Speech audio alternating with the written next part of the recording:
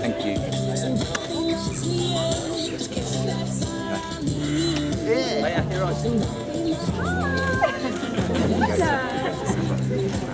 Well done, girls. You were the best. Well done. I know it doesn't matter. No. Is this where it's happening? That's it. That's it, Steve. I thought I was just going to go on there then. Practice, right? You're right, are you? Come here. All right, Reverend. I think he's married. Right. Good, yes. If anyone's not sure, we didn't have time for a practice run. I'm not sure if that attends you at all. But no, welcome, everyone. You good girlies? Go sit on the grass. Well done.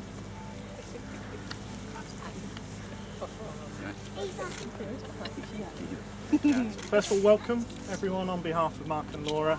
It's been a year in the waiting, but I think you'll all agree it's fantastic to be able to get together at last and celebrate this occasion. Mark and Laura actually got married last year, for those who don't know. Today basically represents a great opportunity for them to renew their vows in front of their loved ones who couldn't make it last year. There is someone. I think you love them, but I'm not sure. Oh, right, okay.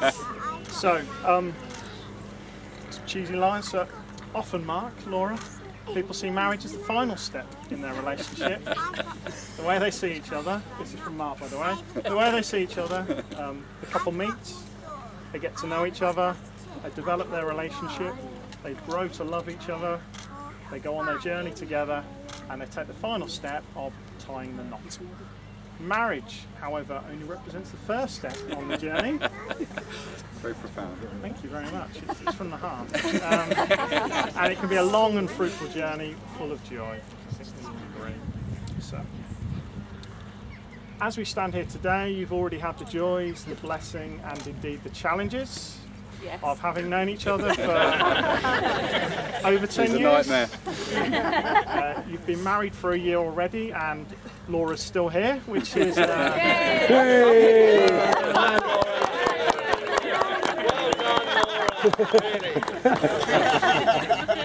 I lost a lot of money on that, but we won't. But no, we're here basically, we gather here today for you to renew your vows, reaffirm your commitment to each other, and help, hopefully, say some words that help your marriage grow into the future. So, before we go into the vows, I've known Mark for almost 20 years. I've known Laura for just over 10 years, I think now. And I want to say a few words just about the joy that you've brought me, really, seeing your love grow, seeing your family develop. So I searched high and low for some words that I thought really captured what's in the heart and what I'd like to say. Unfortunately, I couldn't find anything. I did, however, stumble upon a poem that was actually written by Mark Hield when he was 13 years old. So this here really is, it's more of an, this definitely wasn't a Mark script. This is more of an eye-opener, Laura, for you. Okay. What Mark maybe expects from married life. Go on. So, Sunday is a special day. It's the 21st of September. It's my mum's birthday, so we'll give her a day to remember. She starts by opening presents and reading out good wishes, and ends up in the kitchen doing all the dishes. She comes and watches football. It's a lovely sunny day. We lose 6-0. What more can I say? Next is a roast beef dinner and a birthday cake as well. But who is doing the ironing? Do you think I'm going to tell? So this has been a brilliant day. My mum is full of cheer. But now she has to wait until this time next year. Mark Hield, age 13, Hardley School.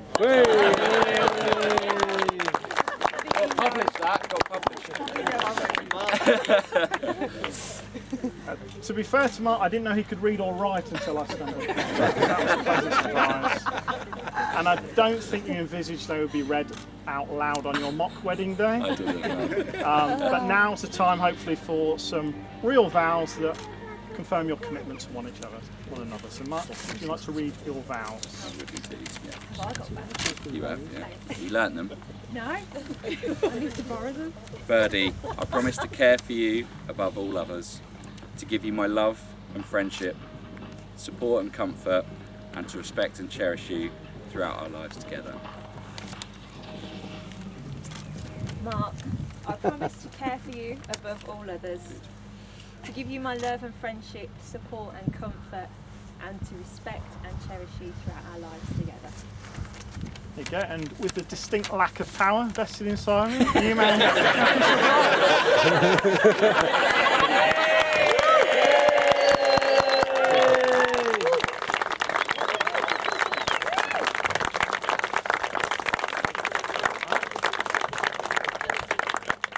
So we've now got 2 readings especially selected by you two, and the first is by Kaffers, I believe, which is the Apache Wedding Blessing.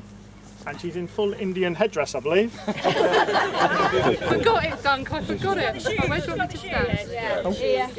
I left the stage for you, Kaffers. Okay. Right. Now you will feel no rain, for each of you will be shelter to the other. Now you will feel no cold, for each of you will be the warmth to each other. Now there is no more loneliness, for each of you will be companion to the other. Now you are 2 bodies, but there is only one life before you. No. Go now to your dwelling place to enter into the days of your togetherness, and may your days be good and long upon the earth. Thank you.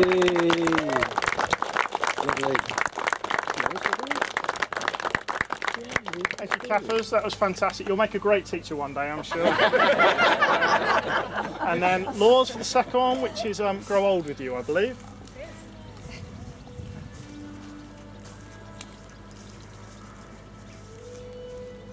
So this is actually a song from Happy Gilmore. Are singing? I'm not singing. I threatened, but I'm too good, so I don't want to embarrass anyone. And I think this sums up Mark and Gina, or Laura, perfectly. I want to make you smile whenever you're sad. Carry you around when your arthritis is bad. All I want to do is grow old with you. I'll get your medicine when your tummy aches. Build you a fire if the furnace breaks. Oh, it could be so nice growing old with you. I'll miss you, kiss you, give you my coat when you are cold, need you, feed you, even let you hold the remote control. So let me do the dishes in our kitchen sink, put you to bed when you've had too much to drink. These two. Oh, I could be the one who grows old with you. I want to grow old with you.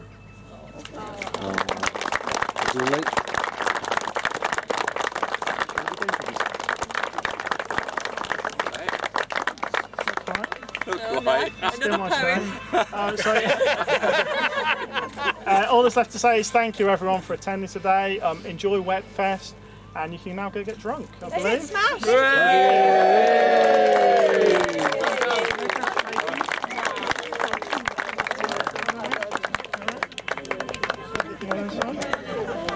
There we go. We have father of the bride, none other, and Stevie G.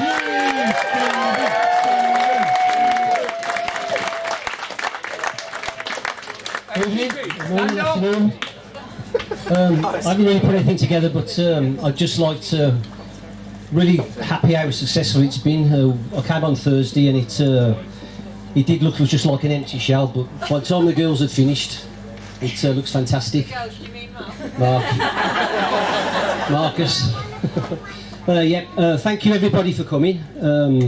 It's really nice to see all the old faces and people I haven't seen for a while to celebrate the marriage again and the anniversary of Mark and Laura. Let's have a big round of applause.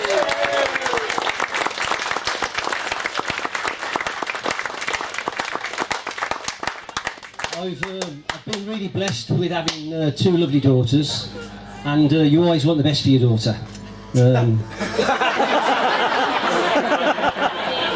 Better luck with the next one. And they're completely different. I've got Rachel, who was...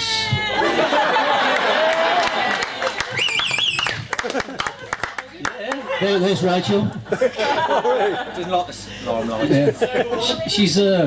She was the bookworm, went to university, did whatever she had to do, get a good job or whatever. And then I had my oldest, which was Laura. Yeah. She obviously she was a bit of a party animal, and there's many a times I've got up for work and she's cooking her cheesy toasty chips or whatever she has, and she's a bit of the she'd be in the SAS really for partying. She was always out either drinking or she'd gone to the A&E with her falling over or cutting her legs or something always happened to her. So yeah, well, so like then when I thought of finding somebody, eventually she met Mark. 11 years ago was it? 11 years, yeah. Never mind. And I remember the first time I saw him, you know, this skinny little lad sitting in the back of the room, and Laura introduced me to him, and then Mum and myself, we said like, you know, this looks like a match in heaven. I could tell straight away that she was smitten by him. So, but as time went on, there was something about him I couldn't quite put my finger on. I've seen him a few times and I still couldn't really understand what it was. And then I sat down with him and I was chatting with him, and I suddenly realised he was an Arsenal fan. He's an Arsenal fan, isn't he? He's Oxford now, isn't he? Oh, he's an arse. He's an arse. Yeah, he's an arse. Yeah. No hecklers. So I decided to take him to the a place where real football was played, Villa Park. Any Villa fans here? And he was a bit, at the start he was a little bit put off, he didn't really want to go, but as the matches went on, I noticed he was sneaking programmes out in his back pocket for easy reading on a Sunday. And I think it was the final, when I saw him standing on the balcony down Villa Park, singing with the Halt. And he was really enjoying himself, and that was against the Arsenal. We still beat you. Yeah, no, I don't think you did. Not this year. They broke this year, as they say. But anyway, I have got a few other stories about him. He's, that's if we've got time. I know we're here for 3 days. I might be up here for 3 days. But he used to go out to town and see his friends, and then Laura used to say, "Can we stay at your house?" So I said, "Yeah, no problem," with the girls, you know. And this one day, he went out on the beer uptown, and Laura says he'll make his own way back, and he'll ring me when he's close, and I'll let him in. So nothing was, you know, didn't think of anything of it. So 2 o'clock in the morning, I hear this commotion. And granted, I've known him for about 5 years here. He's done running around our area. He knows our house, and he was down the next door neighbour's drive. So obviously, what made it confusing was it's because there's a row of houses and we're all named Steve. So he's there knocking on the door trying to get in. This Steve's wife's looking out the window saying, "Who is it?" And he goes, "I want Steve. I want Steve." So she gets her husband, comes to the window. He looks out, he goes, "I don't know him, call the police." So then by that time, obviously, Laura had come downstairs, run round, rescued him, dragged him in, and realised what had happened. I think you dragged him in. Did I drag him in? I probably would have been there, yeah. But I told Steve and Tracy that I was coming tonight, and they still say that they double lock the doors when they see his car on the drive. So, but yeah, it's It's lovely to see everybody all together with such a year that we've had, and let's hope we have a really good night. Plenty of partying, plenty of people getting drunk, and plenty of dancing right through till Monday. Please give your rosy glasses to the bride and the groom, Laura and Mark. Use your balls! Thank you very much, thank you. Cheers, everyone. Who's next?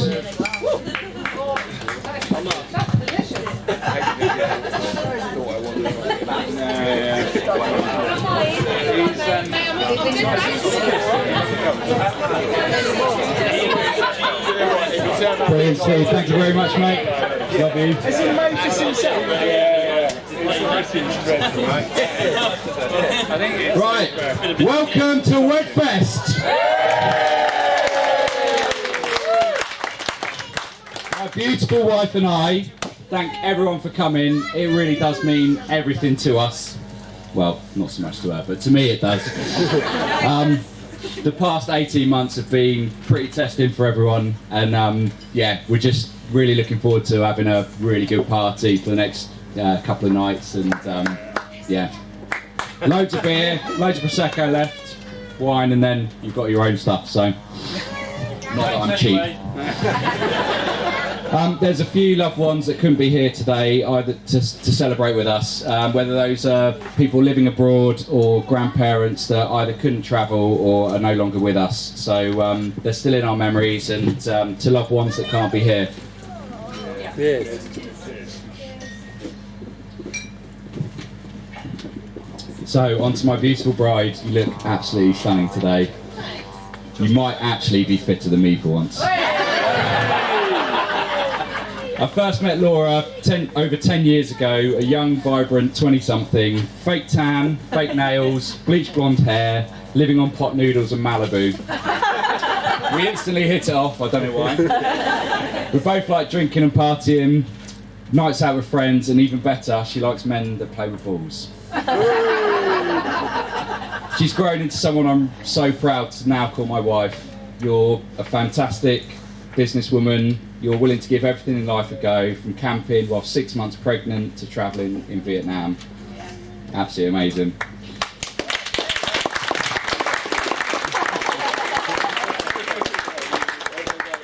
Over the years we've been through some highs and lows, quite recently, but we always manage to talk things through and work through our differences. Mainly she tells me I've been a dick, I agree, and we make up.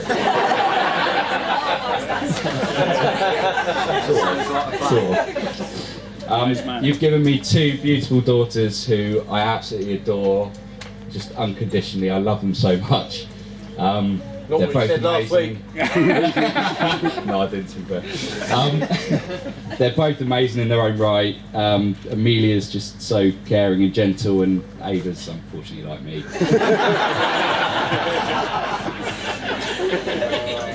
You constantly teach me to be a better dad and a better person, and I love you for it. I think it's still work in progress, but we're getting there, aren't we? On to my new Brummy mummy and dad, Barb and Stevie G. I love you guys. You're amazing. You just welcomed me into the family from day one. I think I'm now in the circle of trust. I hope so after that. I hope so after that story. You're amazing to us. You give us so much support, and you look after our girls on a weekly basis. And I really couldn't wish for a better mother and father-in-law and nanny and granddad to our girls. You're amazing, and yeah, brilliant. Thank you so much.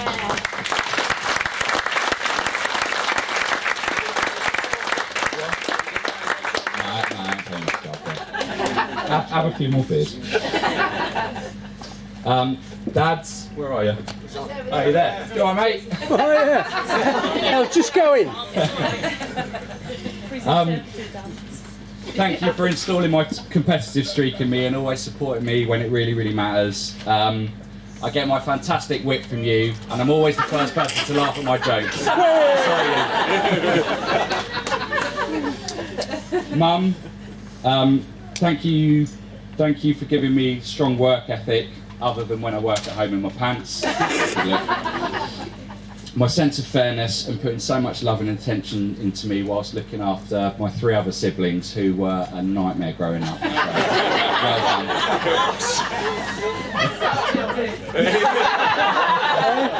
Hey, that's rich, isn't it? Mum, Dave, Dad, Denise, you're all amazing parents, grandparents and parents-in-law. You've all welcomed Laura into our family with open arms. And sometimes I wonder which of us is your child. Seriously, we split up, you're into the family and I'm out on my own, I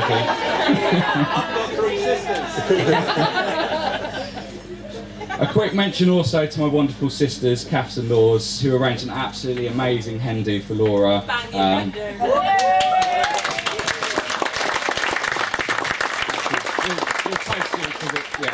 It really meant everything to me.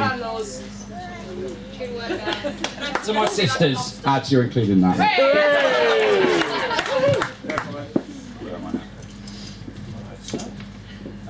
Yeah, apparently the water down in Southampton's got something wrong with it because Laura was really, really sick the first night. Alice will attest to that wherever she is. Yeah, it's a sickness bug. Hope you're alright now. Similar to meatballs. 4 hours. A few points I just want to mention before I finish as to why I love you so much, Birdie.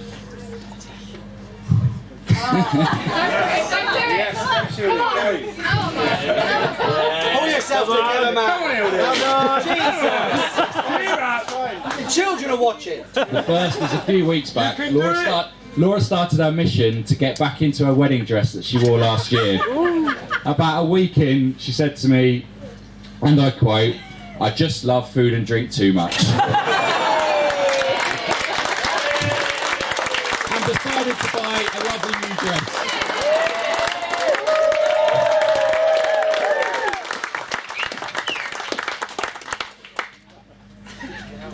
The second is your transformation from the girl I met to someone that is willing to travel to Costa Rica with 5 blokes and keeping us all in check.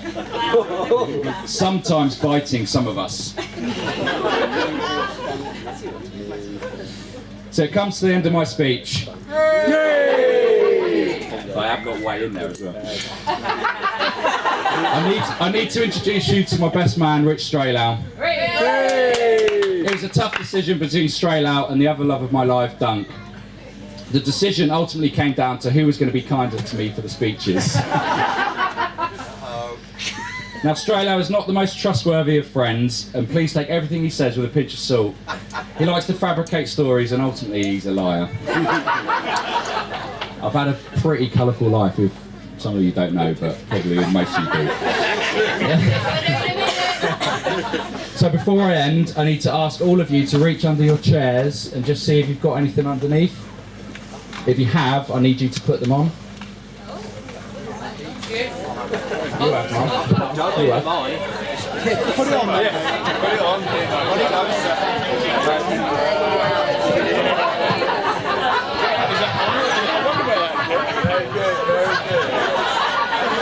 Well, just to keep certain people's ears warm.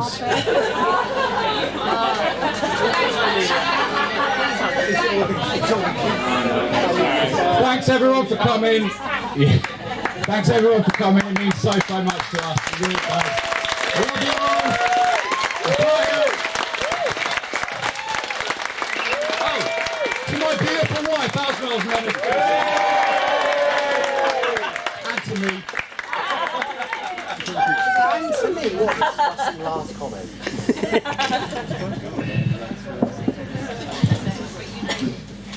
Hello all. It would be very, very easy just to rinse Mark for the next 5-10 minutes, but Good. I'm going to be nice-ish. So good afternoon all, and welcome to Wedfest again. So like this wedding, my speech has been 2 years in the making, so no pressure for me to make a good one. So I actually went to the legal part of the wedding last year. The night ended with Hield doing naked roly-polies down his road. So ladies, keep your eye out, you never know your luck tonight. So I know he's already introduced me, but for those who don't know, I'm Rich, better known as Straylow. I've had the pleasure of knowing Mark pretty much all of his life. We grew up on the same road, our mums were friends, and very soon Mark and I were too. So we have loads of similarities that clearly cemented our friendship together. Like all cool kids, we went to Cubs, Scouts, did Duke of Edinburgh together, played football, both to a very, very low standard. Believe it or not, we ran half marathons together and annoyingly actually won. And we both went to the same middle school and then went on to the mighty Hardy. You won't believe it now, but Mark was actually a bit of a geek at school and he did well. We then went on to the same college at Brock, where he picked some really fun subjects like maths and further maths. So we had holidays to Newquay, Ibiza, etc. These ended up pretty uneventful, but there's one holiday story that I'll come to later. So then Mark went to Birmingham Uni, so lots of us Hardly mates spent many weekends on the beers, meeting Matt, Dunk and co. We were staying in his house in Selly Oak, which I don't know if any of you guys had the pleasure. It was nasty, and I have definitely seen better crackdowns. But this is where he really honed his Pro Evo gaming ability, impressive drinking skills, which you've all seen, and he built an impeccable bladder control. So we've both gone into the world of work without a degree, but I didn't have to use 3 years of mum and dad's money at uni not to get married.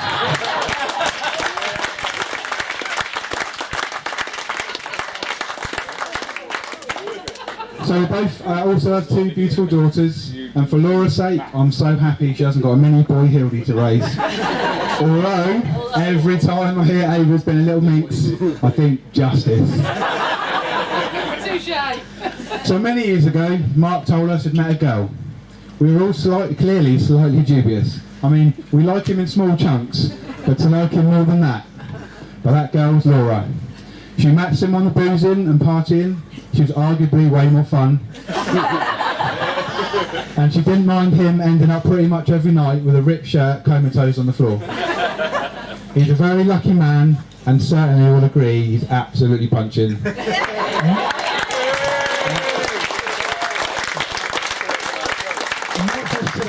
Every day. But whilst talking about women in his life, I think we all need to salute Nessa.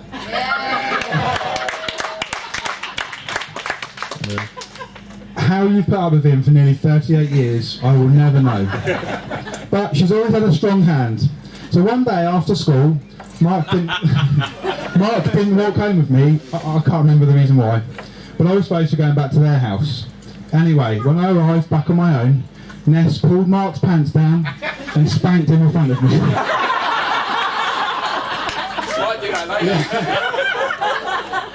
And that image has stuck with me ever since. So it's an appropriate time, Ness. Thank you very much for that.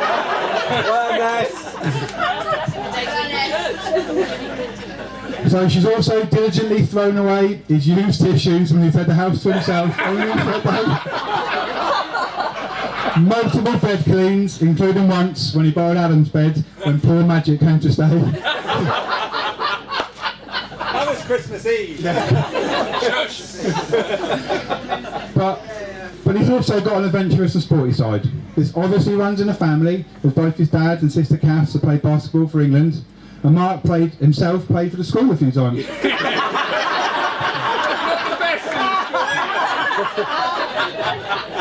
He's run a full marathon and he cried at the end. He's completed an Ironman, which is extremely impressive, but trust me, it is a shit spectator sport.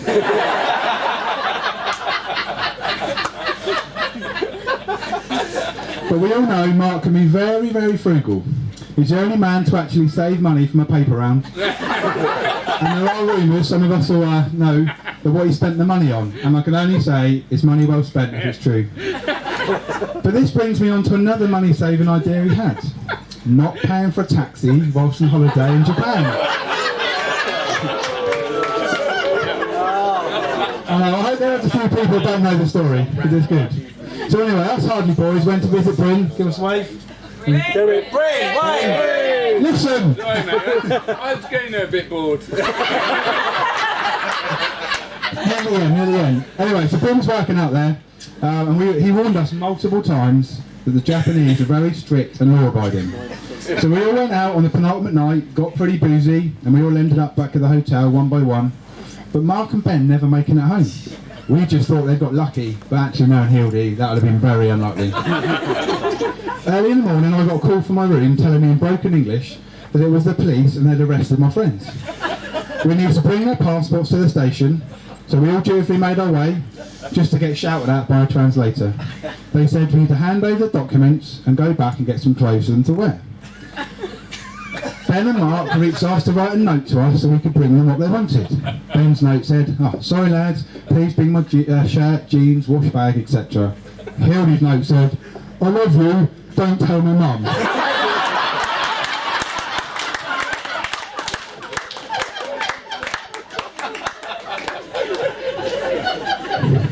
But I did have to in fact ring this, try my best to explain why his holiday had to be extended by a week or so. But at least jail's a lot cheaper than a hotel, eh, Marky? But anyway, here we are, watching him celebrate his marriage to the love of his life, in a field, with no showers, drinking warm beer and soda, but most importantly, in front of all of you guys, his friends and his family, just the way he'd like it. So I'd now like to all stand, and I want to raise a toast to the happy couple, Mark and Laura.